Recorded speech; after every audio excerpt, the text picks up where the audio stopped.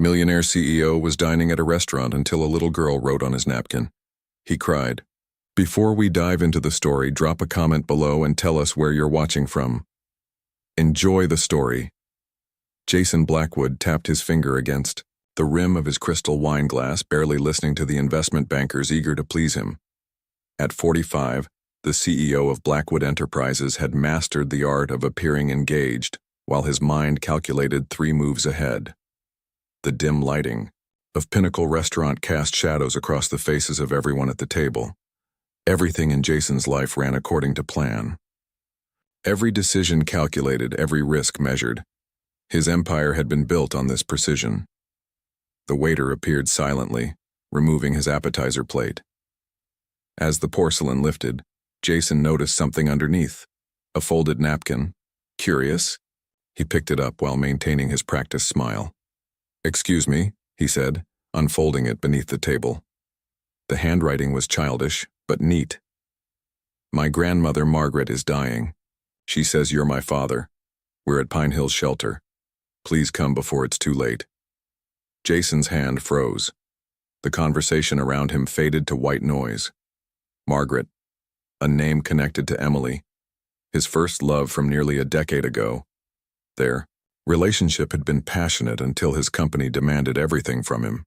He had chosen ambition over love, never looking back. "Mr. Blackwood, about the projection figures."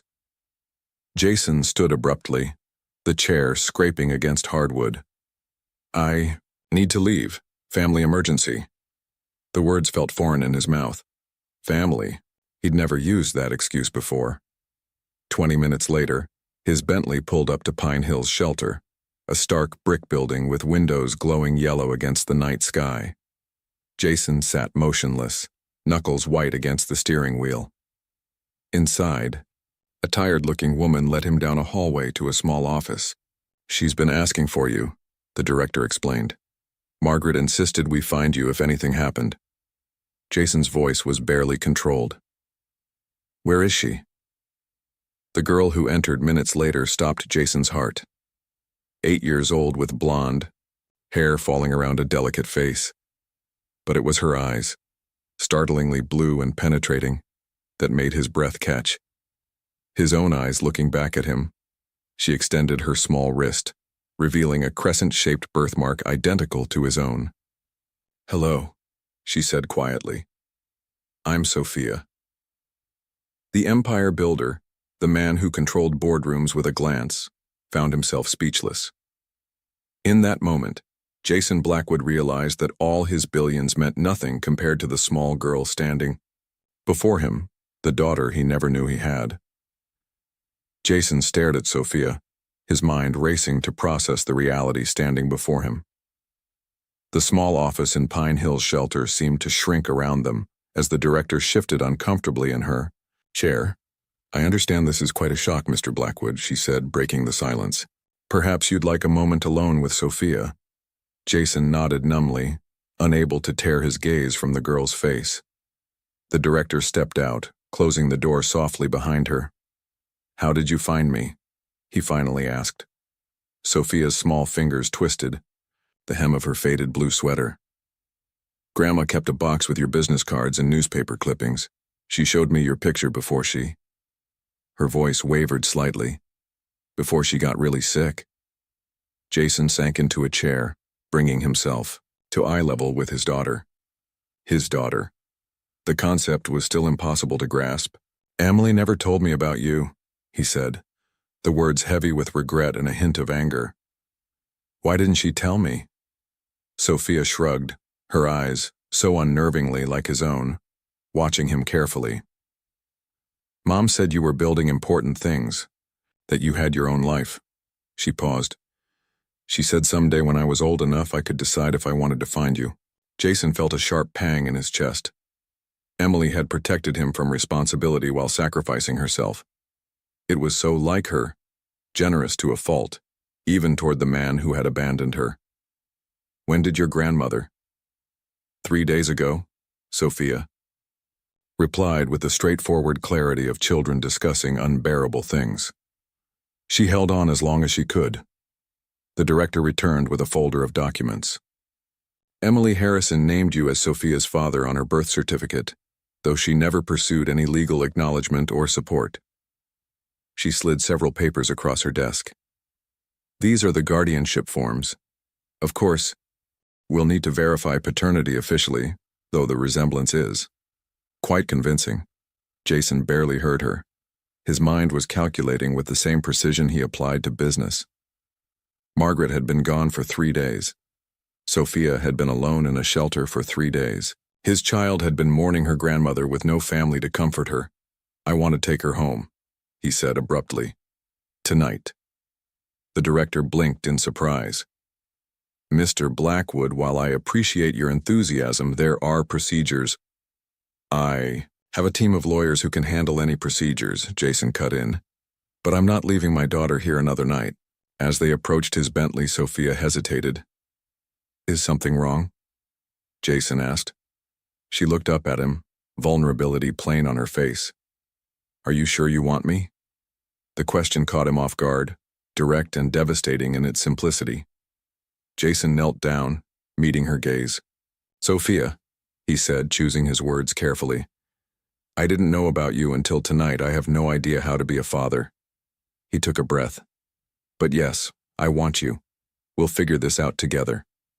For the first time, a ghost of a smile touched her lips. Okay, she said simply, and climbed into the car. Jason's penthouse occupied the top 2 floors of a sleek downtown high-rise, a monument to modern luxury and meticulous design. Every piece of furniture, every artwork had been carefully selected to project success and sophistication. Nothing was out of place. Nothing was unnecessary. Until now. As the elevator doors opened directly into his foyer, Jason watched Sophia take in her surroundings. Her eyes widened at the floor-to-ceiling windows showcasing the glittering city skyline, the minimalist furnishings in shades of gray and black, the abstract sculptures that cost more than most homes. This is where you live? She asked. Her voice, small in the vast space. Yes, Jason replied, suddenly seeing his home through different eyes. There were no photographs, no personal touches, nothing that suggested a life beyond work. Sophia clutched her small suitcase tighter, looking impossibly tiny against the backdrop of his carefully curated world. Let me show you your room, he said, leading her down a hallway. The guest bedroom was as impersonal as the rest of the penthouse, all clean lines and neutral tones. Jason flicked on the lights, revealing a king-sized bed that would dwarf Sophia's small frame and windows that offered the same spectacular view as the living room. It's very big, Sophia observed, setting her suitcase carefully on the floor. We'll make it more suitable tomorrow, Jason promised, realizing he had no idea what a child's room should look like. Do you need help unpacking? She shook her head. I don't have much. The statement hung between them, a reminder of the vast differences in their lives. In the kitchen, Jason stared at his refrigerator's contents, expensive wine, gourmet takeout containers, and little else. He wasn't even sure what children ate. After an awkward moment, he reached for his phone. I'll order something. What do you like? Anything is fine, Sophia replied, perching carefully on a bar stool, her legs dangling above the floor. They ate Thai food at his dining table, which had never been used for an actual family meal. Jason watched Sophia carefully cut her food into small pieces, her table manners surprisingly precise for an 8-year-old. Did your mother teach you to eat like that? He asked, immediately regretting mentioning Emily so casually. Sophia nodded. Mom said good manners matter more than fancy things. The simple wisdom struck Jason deeply. Emily had always valued authenticity over appearances. Later, as Jason stood in the doorway watching Sophia arrange her few possessions, some clothes, a worn teddy bear, and a framed photo of Emily, he felt something unfamiliar tightening in his chest. For a man who had spent his life in control, who had built an empire on calculated decisions, Jason Blackwood had just made the most impulsive choice of his life, and he had absolutely no idea what would come next. Jason couldn't sleep. His mind kept replaying the events of the day. The note, the shelter, those blue eyes that mirrored his own. After hours of tossing and turning, he gave up and wandered to his home office, a space dominated by award plaques and business journals. In the bottom drawer of his desk, locked away for years, was a box he'd never quite been able to discard. He hesitated before opening it, already knowing the contents would reopen wounds he'd long convinced himself had healed. Inside lay the remnants of his life with Emily. Concert tickets, handwritten notes, a watercolor sketch she'd made of him laughing, something he rarely did anymore. Jason lifted a small, worn photograph. Emily on the beach, her blonde hair whipping in the wind, her smile radiant. She had been sunshine personified, her artist's soul so different from his methodical mind. "You should have told me," he whispered, to the photograph, anger mingling with grief. "She's been alone for 3 days, Emily." A soft sound from the doorway pulled him from his thoughts. Sophia stood there in oversized pajamas someone from his staff had hastily purchased. Her blonde hair, Emily's hair, mussed from sleep. "I'm sorry," she said quickly. "I heard a noise." Jason hastily closed the box. "It's all right. Couldn't sleep?" She shook her head, her eyes falling on the photograph he still held. "That's Mom." "Yes," Jason said softly. "From a long time ago." Sophia entered the room cautiously, as if uncertain of her welcome. She kept a picture of you two by her bed. Something tightened in Jason's chest. "She did?" Nodding, Sophia climbed onto the leather sofa across from his desk. "She said you had important things to do, that you were building something big." Her fingers traced patterns on the leather. "She said I had your eyes." Jason studied her face. The delicate features that were clearly Emily's, but those eyes, unmistakably his own. What else had he passed on to this child he'd never known? His determination, his stubborn pride. "Did she," he began, uncertain how to phrase it, "did she talk about me often?" Sophia considered this. "Sometimes. Mostly when I asked." "She wasn't mad at you, if that's what you're wondering." But she should have been, Jason thought. She had every right to be. "She said you'd be a good dad someday," Sophia continued, "when you were ready." The words felt like a physical blow. Had Emily known she was dying? Had she somehow orchestrated this meeting from beyond, giving him one final chance to prove her right? "It's late," he said gently, unable to process the emotions threatening to overwhelm him. "You should try to get some sleep." Sophia nodded and slid off the couch. At the door, she paused. "Jason?" "Yes?" "I'm glad I found you." After she left, Jason sat motionless, the photograph still in his hand. For a man who prided himself on never missing opportunities, he'd missed the most important one of all, being there for Emily and their daughter. Tomorrow would be different. Tomorrow he would begin making things right.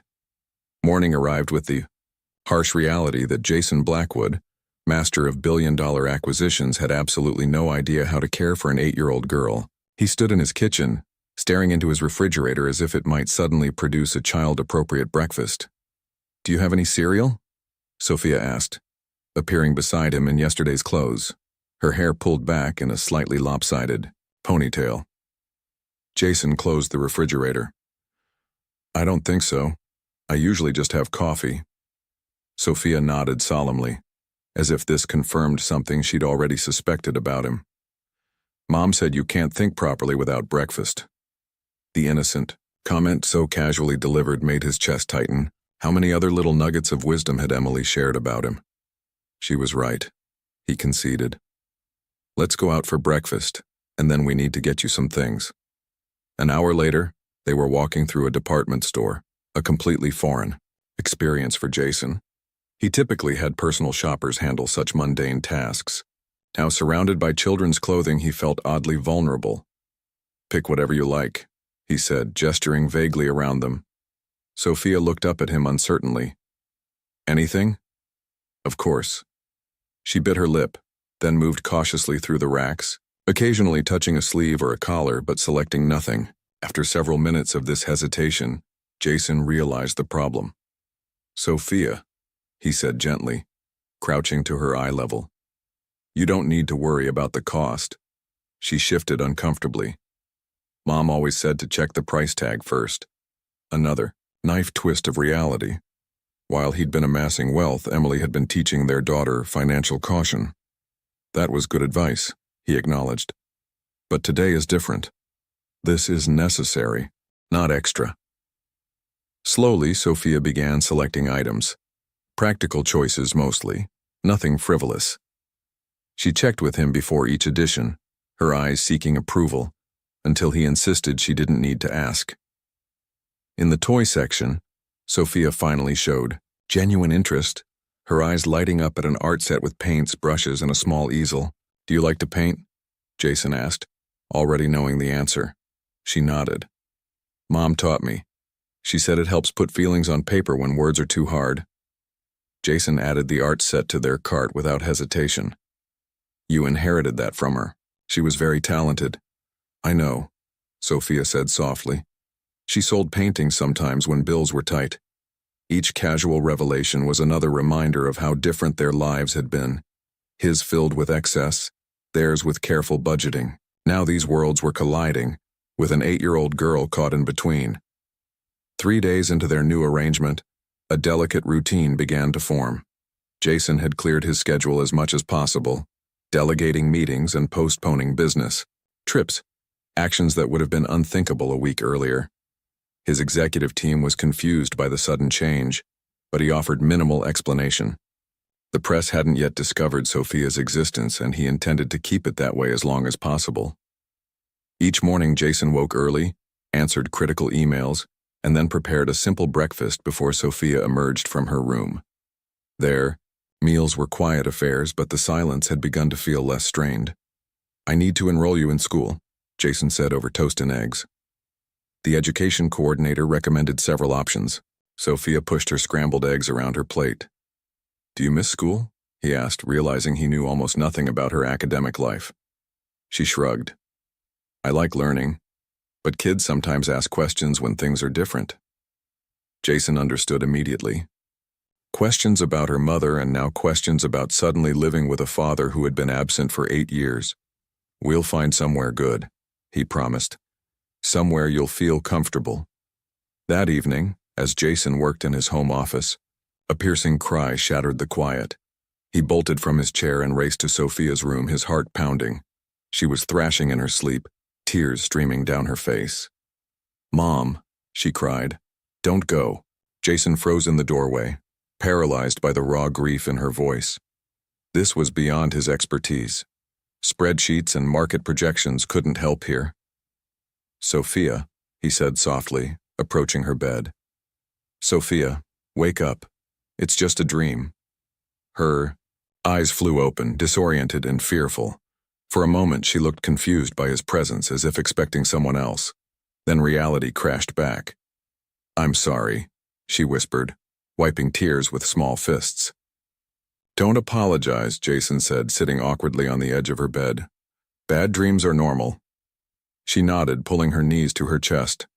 The silence stretched between them until Jason, with no clue what else to do, simply reached out and took her small hand in his.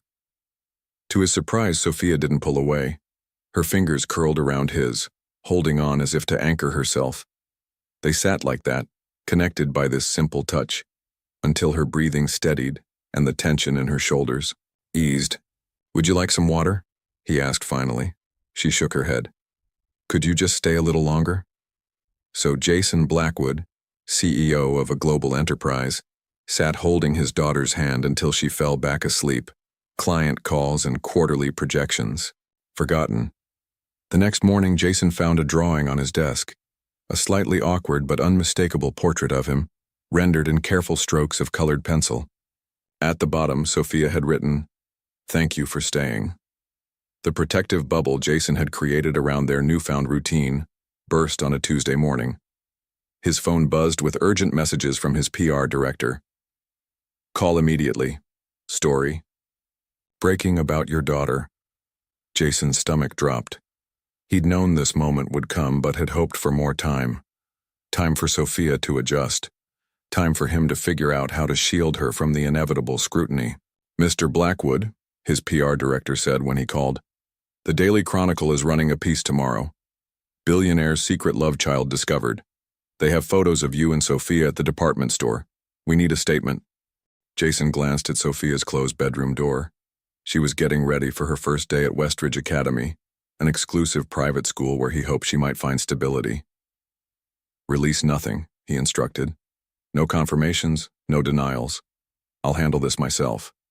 When Sophia emerged wearing her new uniform, navy blazer with the school crest, pleated skirt, hair neatly brushed, Jason felt a surge of protectiveness unlike anything he'd experienced before. "You look very official," he said, attempting lightness. She tugged at her collar nervously. "Is it okay if I'm scared?" The simple honesty of her question caught him off guard. In his world, admitting fear was taboo, a weakness to be concealed at all costs. "Of course it's okay," he said. "New beginnings are always a little scary." During the car ride, he debated whether to warn her about the media story. Would it be better for her to be prepared, or would it only add to her anxiety about the first day? "Sophia," he began carefully, "there might be some attention coming our way about you living with me." She looked up from her lap. "What kind of attention?" "The newspapers sometimes write stories about me, about my work and my personal life." Understanding dawned in her eyes. "Because you're important?" "Because I'm rich," he corrected gently. "There's a difference."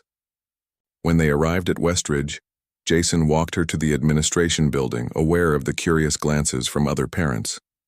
By afternoon, the story had exploded. Jason's security team reported photographers stationed outside both his office, building, and the penthouse. When he picked Sophia up from school, she climbed silently into the car. "How was your first day?" he asked. She stared out the window. "Madison asked if it was true that you didn't want me until my grandmother died." Jason's hands tightened on the steering wheel. "What did you say?" "I said I didn't know." Her voice was small. "Is it true?" The question hung between them, devastating in its simplicity. Traffic crawled around them as Jason struggled to find the right words. "I didn't know about you," he finally said. "If I had known, things would have been different." "How different?" she pressed. Jason looked at his daughter, truly looked at her, and spoke from a place of honesty he rarely accessed. "I don't know, Sophia, but I'm glad you're here now." It wasn't a perfect answer, but it was the truth. And in a world where appearances often mattered more than reality, perhaps that was what they both needed most. "My name is Sophia Harrison. At least it was until last week when Mr. Blackwood, Jason, told me I could use his last name if I wanted to. I said I'd think about it. Mom would probably understand if I changed it. She always said that despite everything, he was still my father. I keep my special drawing hidden under my pillow. It's of Jason and me holding hands, standing in front of this big glass building where we live. I worked really hard on it, but I'm afraid to show him. What if he doesn't like it? Or worse, what if he just says he likes it because he feels like he has to? Miss Peterson, my art teacher, says I have talent just like my mother. She told me yesterday when I finished my painting for the showcase. It's a lighthouse on a cliff. The same one Mom and I visited last summer before she got too sick to travel. She'd said the lighthouse reminded her of Jason, standing tall and guiding others, but always a little bit apart from everything else. Your painting has remarkable depth for someone your age, Miss Peterson said. But I didn't tell her that I know all about depth. When you watch someone you love disappear a little more each day, you learn about the deepest kinds of feelings. I wonder if Jason is going to leave too. Not like Mom did. I know that's different. But in his own way. He tries so hard sometimes, like when he makes breakfast or asks about school, but his phone is always buzzing, and his mind seems far away. The night I had that bad dream and interrupted his meeting, I saw something in his eyes that scared me, like I was a problem he didn't know how to solve. Madison asked me at school today if it was cool having a billionaire. Dad. I just shrugged. How do you explain that you'd trade all the fancy stuff just to have someone who really wants you around? When that social worker lady came, she asked if I was happy here. I didn't know what to say. There are moments when it feels like maybe this could work. Like when Jason read to me or when he framed my drawing of him. But then I remember how Mom used to say that Jason loved his work more than anything. And I see how he looks at his phone. When it rings, like he's being pulled away from a temporary obligation back to his real life. The Seattle trip scares me.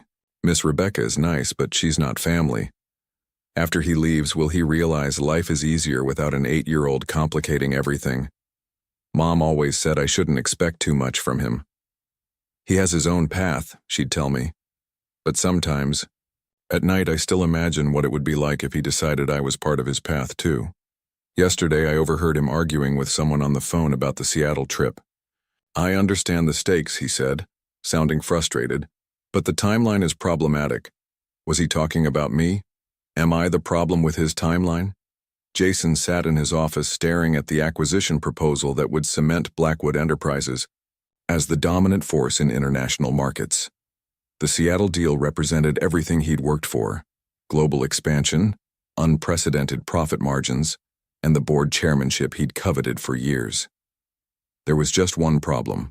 Closing the IABF deal would require his presence in Seattle for at least 3 weeks. 3 weeks away from Sophia. Mr. Blackwood, Rebecca stood in the doorway. The board is waiting in the conference room. Jason nodded, straightening his tie. Has the school called? Nothing today, Rebecca replied. She hesitated, then added, Sophia's art show is still on the calendar for next Friday. Should I adjust your schedule? The art show. Sophia had mentioned it just once, casually over breakfast. My painting was selected for the student showcase. She hadn't asked if he would attend, hadn't made a point of the date or time. It was as if she was protecting herself from potential disappointment. Keep it on the calendar, Jason said firmly, in the boardroom. 12 expectant faces turned toward him as he entered.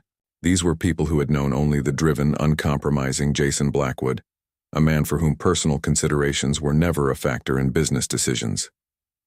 Gentlemen, he began, the Seattle acquisition. The presentation was flawless, the projections impeccable.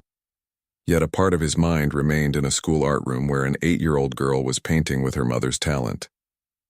The timeline requires immediate action, the CFO emphasized. We need you in Seattle by Monday for at least 3 weeks to oversee the transition personally. Monday. The art show was Friday. Jason could attend the show and still make it to Seattle. But who would care for Sophia while he was gone? More importantly, what message would he be sending by leaving so soon after promising to be there for her? Mr. Blackwood, is the timeline acceptable? The board chairman's voice broke through his thoughts. The old Jason would have said yes without hesitation. Business always came first. But now? I need 24 hours, he said, surprising even himself. There are personal considerations I need to address. Confusion flickered across several faces. Jason Blackwood never had personal considerations. As he returned to his office, his assistant intercepted him. Mr. Blackwood, there's someone here to see you. He's quite insistent. The man waiting in his office stood as Jason entered. He was well-dressed, with sharp features and cold eyes. Robert Harrison, the man introduced himself with a firm handshake. Emily's brother. Jason's guard immediately went up. I wasn't aware Emily had a brother. We weren't close, Robert admitted. Family disagreements. But I'm here now because of my niece. Sophia, Jason said, his voice carefully neutral. Yes. I've come to discuss her future. Robert produced a folder of legal documents. I'm filing for custody. Jason stared at Robert Harrison, struggling to maintain his composure as the implications of the custody filing sank in. Emily's brother, a man who had never shown interest in his niece until now, was suddenly claiming family rights. Let me understand this clearly, Jason said, his voice deadly calm. You were absent during Emily's illness. You didn't step forward when Margaret was caring for Sophia. Yet now, when she's living with me, You suddenly decide to be the concerned uncle? Robert's expression remained impassive. Mr. Blackwood, I'm simply acting in Sophia's best interests. The courts generally favor blood relatives, especially ones with stable family structures. My wife and I have 3 children. What parenting experience do you have beyond the past few weeks? The accusation stung because it contained a kernel of truth. Jason had been a father for less than a month. What right did he have to claim he knew what was best for Sophia? But then he thought of her nightmares, her careful smile, her drawings, the way she'd begun to trust him, tentatively and bravely. He thought of his promise and all the promises he intended to keep in the years ahead. You may share her DNA, Jason said quietly, but you are not her family. I am. After Robert left, Jason's lawyer didn't mince words. This won't be easy. Their case has merit from a traditional legal perspective. Jason checked his watch. The board was still waiting for his decision about Seattle. The art show was a week away. The custody hearing would likely be scheduled soon. Everything was converging at once, forcing him to define his priorities once and for all. That evening, he found Sophia at the dining table, homework spread before her. She looked up briefly as he entered, then returned to her math problems. How was school today? He asked, loosening his tie. Fine. We had a quiz in science. I got an A. That's excellent, Jason said. Sophia, I need to talk to you about something. She set down her pencil, her face immediately guarded. Jason recognized the expression. It was the same one he used when preparing for difficult negotiations. There's a business situation in Seattle, he began. It's important for the company. You have to go, she finished for him, her voice carefully neutral. It would be for about 3 weeks. Sophia nodded, turning back to her homework. Okay. Rebecca would stay with you, or we could arrange. It's fine, she interrupted. I understand. But her quick acceptance was worse than disappointment. It was resignation, the response of a child accustomed to adults putting other priorities first. Your art show is next Friday, Jason said. I've marked it on my calendar. Sophia looked up, genuine surprise crossing her face before she carefully masked it. You don't have to come, it's not a big deal. It is to me, Jason replied. For a fleeting moment, hope flashed in her eyes before experience tempered it. She shrugged and returned to her math problems. There was something else he needed to tell her about Robert's custody claim, but he couldn't bring himself to add another burden to her small shoulders. Not yet. Later that night, Jason stood at his office window, looking out at the city where he'd built his empire. For the first time, the gleaming skyscrapers and strategic acquisitions seemed hollow accomplishments compared to the simple trust in a child's eyes. The Jason Blackwood who had existed a month ago would never have questioned his path. But that man had never held his daughter's hand after a nightmare, or seen his own eyes looking back at him, asking silently, "Will you be different from the others who left me?" Tomorrow, he would need to give the board his decision about Seattle. And somehow he would need to find a way to fight for his daughter while still honoring the company he had built. Jason stared at his laptop screen, eyes burning from fatigue. The Seattle acquisition documents blurred before him as he tried to balance preparing for the biggest deal of his career while maintaining some semblance of presence for Sophia. For days, he'd been living a double life. Corporate titan during the day, awkward father figure at night. The delicate balance collapsed at 9:47 p.m. during a critical video conference with Seattle investors. Mr. Blackwood, regarding the regulatory concerns in Section 12. The investor's voice cut through the quiet of Jason's home office. A sudden cry from down the hall interrupted him. Jason froze. His attention immediately split between the business opportunity worth billions and the sound of his daughter in distress. Excuse me one moment, he said tersely, muting the call before rushing to Sophia's room. She was sitting upright, in bed, face streaked with tears, breath coming in short gasps. Another nightmare. Sophia, he said softly, sitting beside her. It's all right. You're safe. She was there, Sophia whispered. Mom was there, and then she wasn't. And I couldn't find her anywhere. Jason placed an awkward hand on her shoulder, acutely aware of the call waiting for him, of the millions hanging in the balance. It was just a dream. His earpiece buzzed insistently. The investors were getting impatient. "I need to finish a meeting," he said, already standing. "Try to go back to sleep. We'll talk in the morning." Sophia's face fell, but she nodded. "I'm sorry I interrupted." "It's fine," Jason replied, already distracted by the buzzing earpiece. "Just please stay in bed this time." The moment the words left his mouth, he knew he'd made a terrible mistake. Sophia's expression shuttered closed, the brief vulnerability replaced by a careful blankness that was achingly familiar. It was his own defense mechanism reflected back at him. "I will," she said quietly, pulling the covers up. "Good night." Jason returned to his call, forcing his focus back to acquisition terms and market projections. He secured the preliminary agreement, a victory that should have elated him. Instead, he felt hollow, the image of Sophia's closed expression haunting him. The following days brought a subtle but unmistakable shift. Sophia was unfailingly polite, answering his questions with yes or no whenever possible, keeping conversation minimal. She stopped sharing small details about school, stopped showing him her drawings. The fragile connection they had built seemed to disintegrate, leaving them as strangers sharing a space. When the child welfare caseworker arrived for her scheduled visit, Jason was caught off guard. "This is standard procedure," Mrs. Chen explained, setting her briefcase on the coffee table. "I need to assess how Sophia is adjusting and ensure the living situation is appropriate." Jason nodded, suddenly anxious in a way board meetings never made him feel.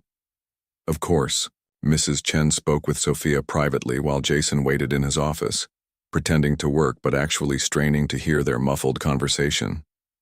"Mr. Blackwood," Mrs. Chen said afterward, her expression professional but concerned. "Sophia seems withdrawn. When I asked if she feels at home here, she couldn't give me a clear answer." Jason's stomach clenched. "She's adjusting. We both are." "I understand," Mrs. Chen replied gently. "But children need stability and emotional availability. Your schedule appears extremely demanding, especially with this upcoming trip." "I'll be attending her art show before I leave," Jason said defensively. Mrs. Chen made a note. "That's positive. However, I'm concerned about these 3 weeks away so early in your relationship. Have you considered that Sophia might interpret this as abandonment, especially after losing her mother?" The question struck Jason with unexpected force. He hadn't considered it that way.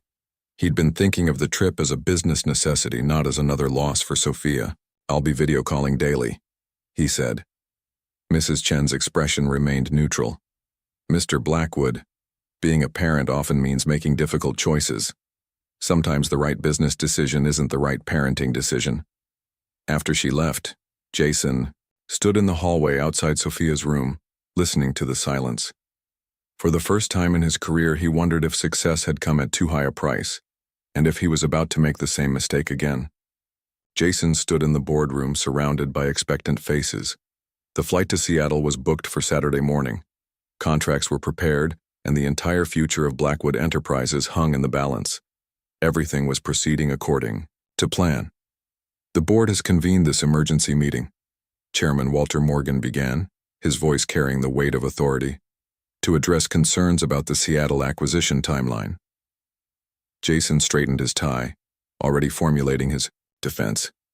He'd anticipated some pushback after requesting minor adjustments to accommodate Sophia's art show.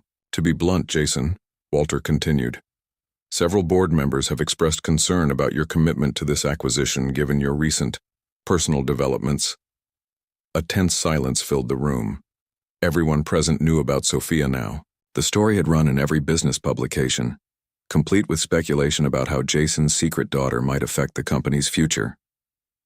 "My commitment to Blackwood Enterprises remains absolute," Jason replied evenly.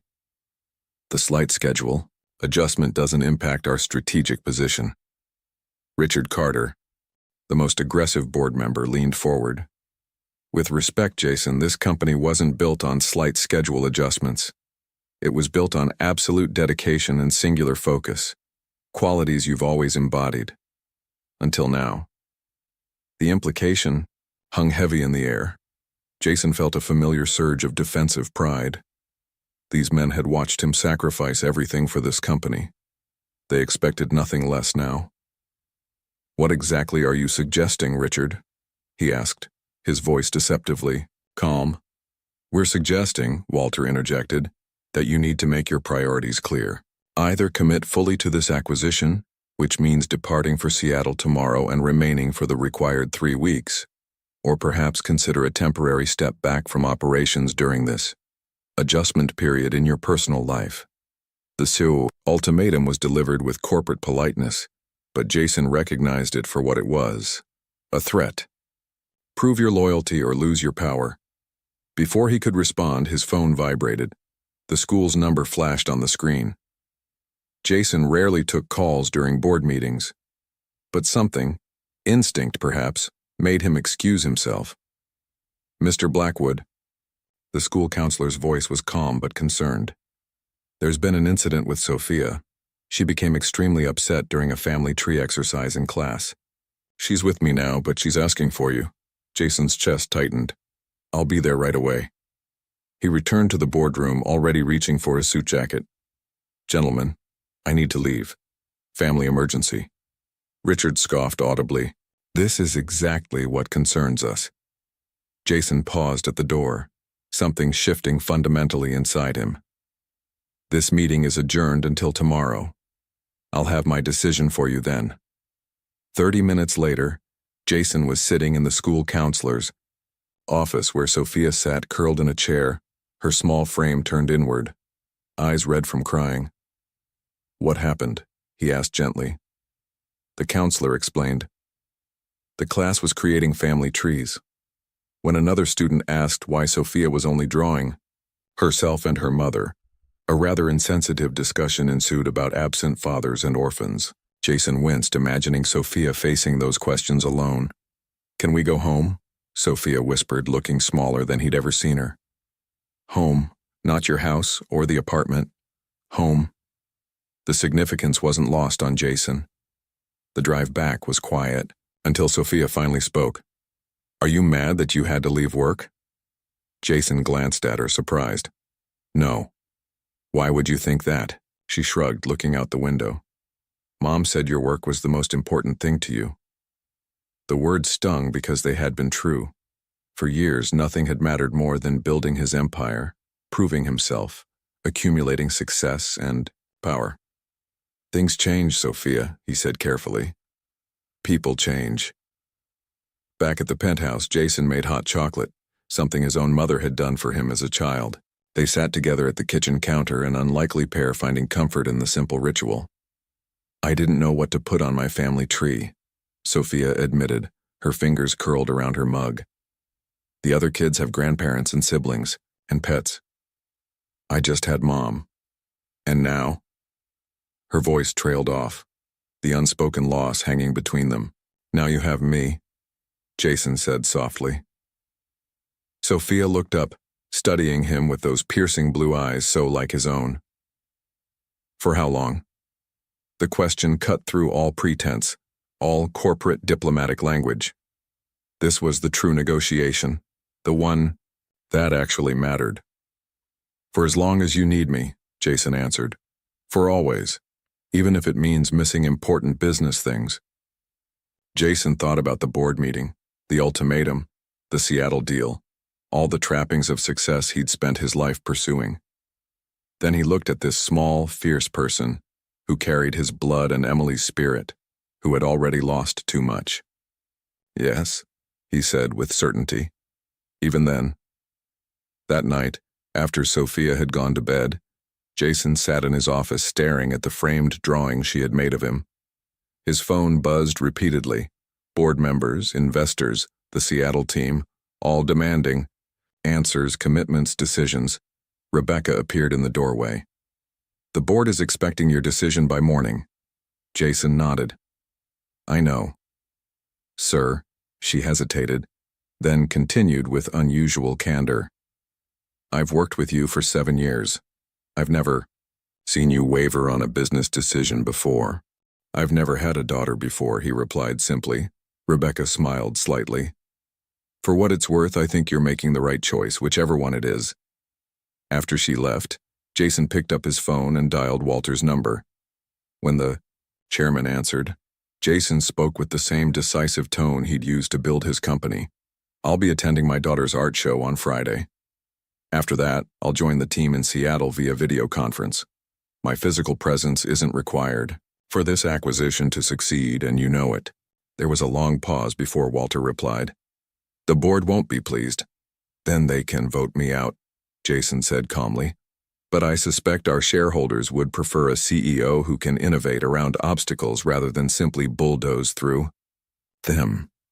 He ended the call feeling lighter than he had in years. Tomorrow would bring consequences, perhaps severe ones. But for tonight, Jason Blackwood knew with absolute certainty that he had passed the true test.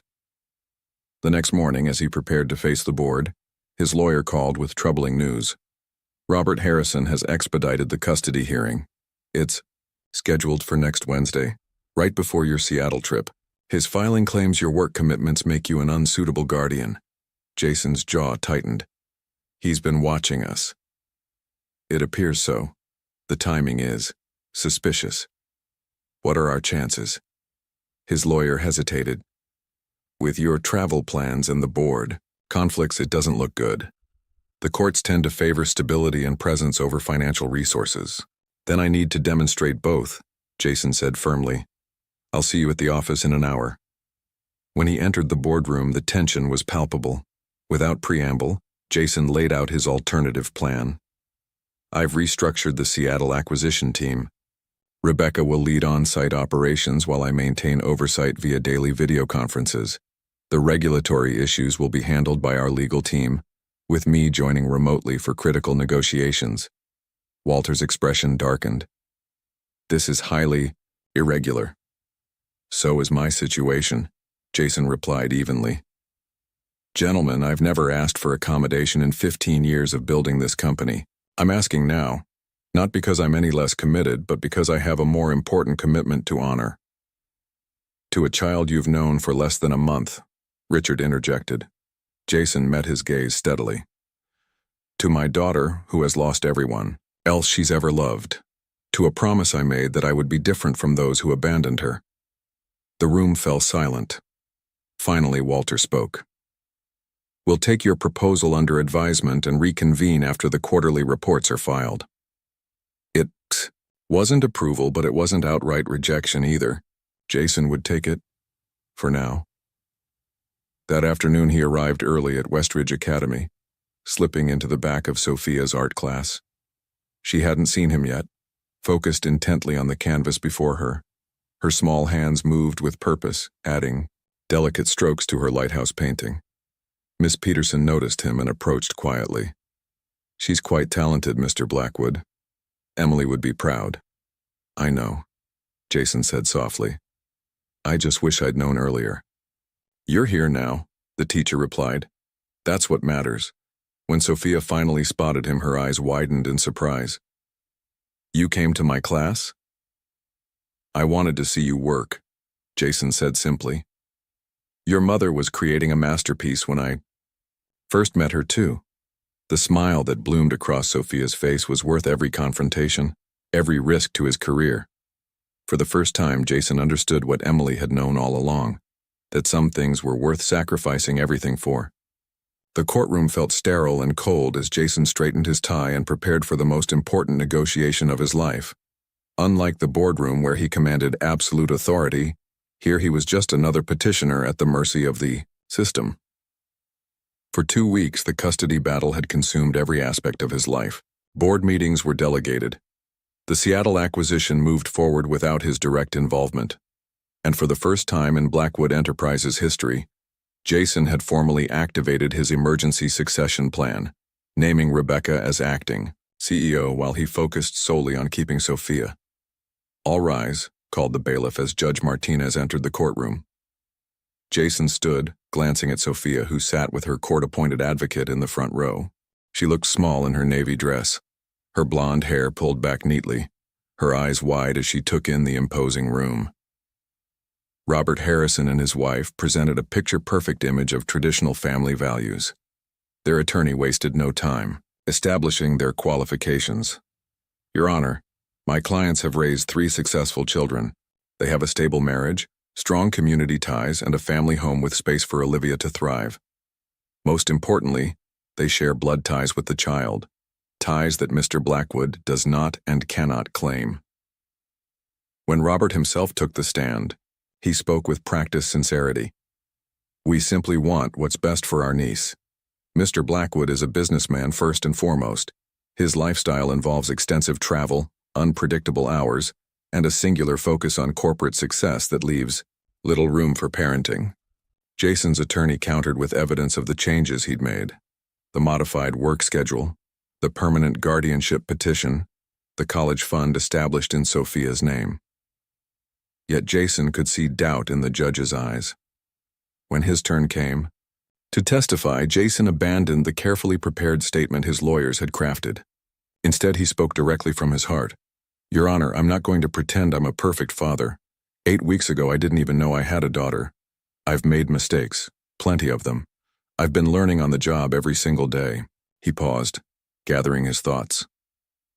But there's something the Harrison family doesn't understand. Being a parent isn't about perfection. It's about choice.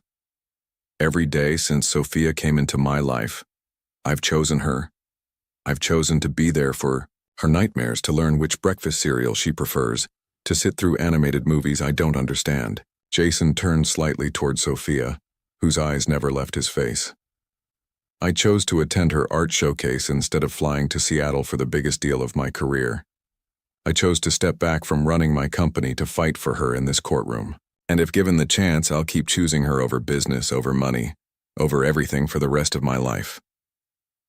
He turned back to the judge. The Harrison family may share Sophia's DNA, but they don't know that she sleeps with her mother's photograph next to her bed.